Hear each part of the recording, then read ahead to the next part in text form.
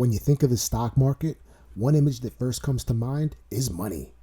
Generally, the stock market's been known as a place where people go to get rich. You can make fast money, you could even lose money faster. But one thing is true about it, it is a vehicle that can provide you with overall financial growth. Now, traditionally, the thought of trading stocks was almost impossible for most of us, with our only exposure being company-invested 401k plans and other retirement products. I'm sure some folks feel like that playing the stock market's only a place where rich people can go and do it, but things have changed and that's no longer the case. As of right now, the general public has access to the stock market unlike any other time in history. And that's thanks to a wide array of financial products from various institutions and tech companies that allow you market access via online web and mobile phone applications. And many of these companies fighting for your business by offering commission-free trading. So as long as you have a smartphone, data plan, bank account, and of course a few dollars to spare, you're already on your way to being the next Warren Buffett. Literally, you could start an account with as little as $100 or even less. Sounds great, right? Well, not completely. You see, these companies are making it so easy to start trading. They're giving people the ability to jump in the stock market and trade within a few hours or even days. It's almost like having the ability to drive without a license. So there's no mandatory instructional courses or trading education experience that you have to have prior to getting an account. So I think it's really important to take a step back for a second before you do start trading. Now, I'm not saying that there should be regulations in place barring people from trading in the stock market, but people do need to do their due diligence for their own financial well-being. In my first video, I did talk about what you need to do before even starting to trade. It was just a way of thinking. When you make the leap into trading, you're likely to have some beginner's luck. You know, when I first went to a casino, I put some money down, rolled the dice, and bang, I hit a couple of $100. But then, you know what, I kept playing and I gave some of it back. The market's no different. So you can win it first, and you can even start bad habits by this. And it's only a matter of time that you'll end up losing more than you ever win. It's no good. This can lead to financial losses, losing your confidence, and then just giving up altogether. But you know what? It could be even worse. It's all dependent on how heavy you jumped into trading. So you could lose your life savings, your family, your life, who knows? So before starting, let's go over 3 key things. Now these are very broad, but it's just meant to get your brain and thought process in the right place. Number 1, you gotta review your finances. How much money do you have to invest?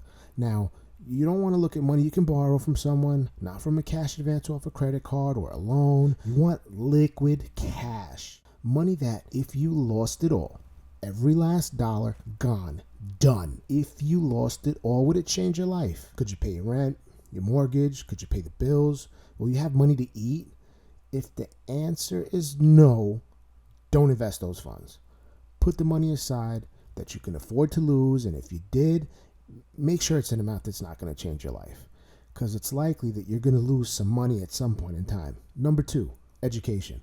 As I mentioned earlier and in video 1, if you have 0 to limited market experience, read, watch videos, stay up on what's happening in the world, in the local, national, global economies, how the markets are doing, what companies are doing.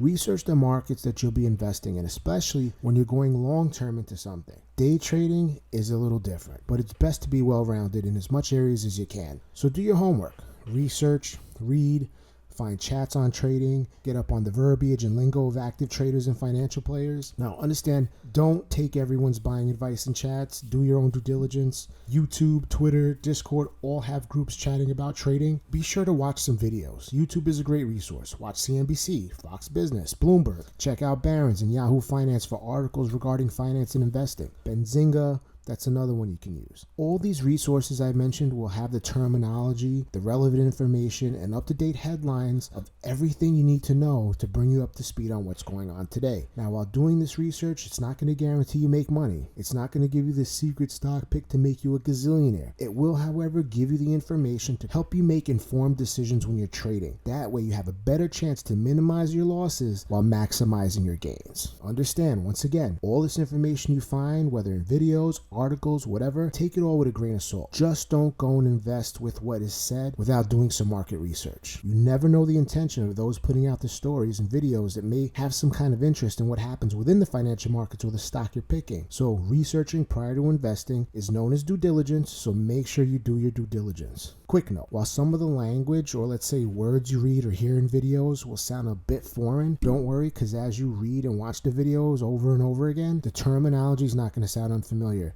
Remember, educating yourself is only going to prepare you for the challenge in order to come out ahead of the game. And last but not least, make sure you have a plan. Duh, my plan is to invest. Now, obviously we know that, but what I mean is have an investment plan. What's your goal? Are you investing long-term, short-term? Are you investing for retirement, a child's tuition, for college, or is it just additional income? What kind of growth will your goals require? Once you've answered these questions and have the plan known and set out, make sure you write it down. Go over it. Don't veer from it.